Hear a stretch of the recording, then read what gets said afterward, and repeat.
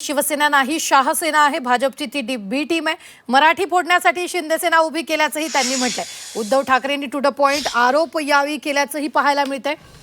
तर अंबरनाथमध्ये वापरलं, फेकून दिलं. मुंबईतही शिंदेसेनेला वापरून फेकून देतील. उद्धव ठाकरेंनी शिवसेनेवर बोचरी टीका केली आहे. भाजपसोबत असलेली शिवसेना नसून ती शहासेना असल्याचा आरोप उद्धव ठाकरेंनी केलाय.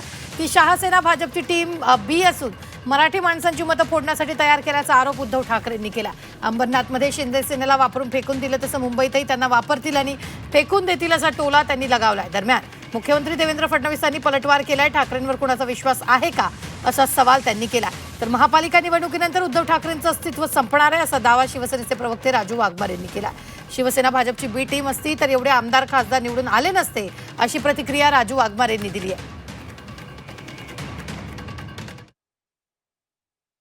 भाजपच्या विरोधातली लाट आहे. पण एक शिवसेना, दुसरी शिवसेना पण आहे निवडणुकीमध्ये. दुसरी शिवसेना ती शहासेना आहे.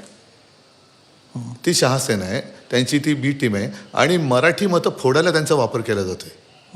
कारण अंबरनाथमध्ये त्यांचा वापरून फेकलेलं आहे, त्यांना इतर ठिकाणी सुद्धा वापरून फेकलेलं आहे. तसंच मुंबईत सुद्धा त्यांचा वापर करणार आणि फेकणार.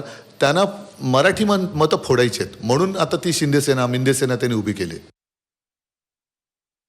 शहासेना आणि भाजपाची बी टीम असल्याचं ते आरोप करतायत. पहिल्यांदा थोडे बोलले, ते अनेक वेळा बोलले.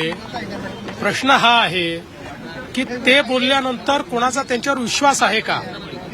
विधानसभेमध्ये ते असंच बोलत होते तरी लोकांनी आम्हाला आणि शिंदेजींना निवडून दिलं. नगरपालिकेमध्ये पुन्हा आम्हालाच निवडून दिलं. आता महानगरपालिकेत जनता आम्हालाच निवडून देईल. अहो काय म्हणताय तुम्ही.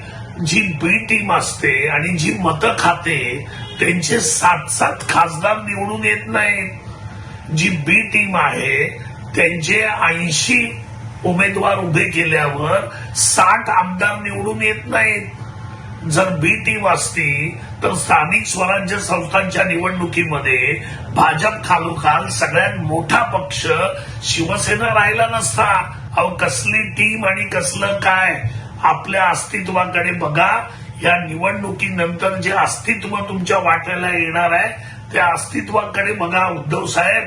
कारण ह्याच्यानंतर तुमचं अस्तित्व हे संपल्यात जमा होणार आहे.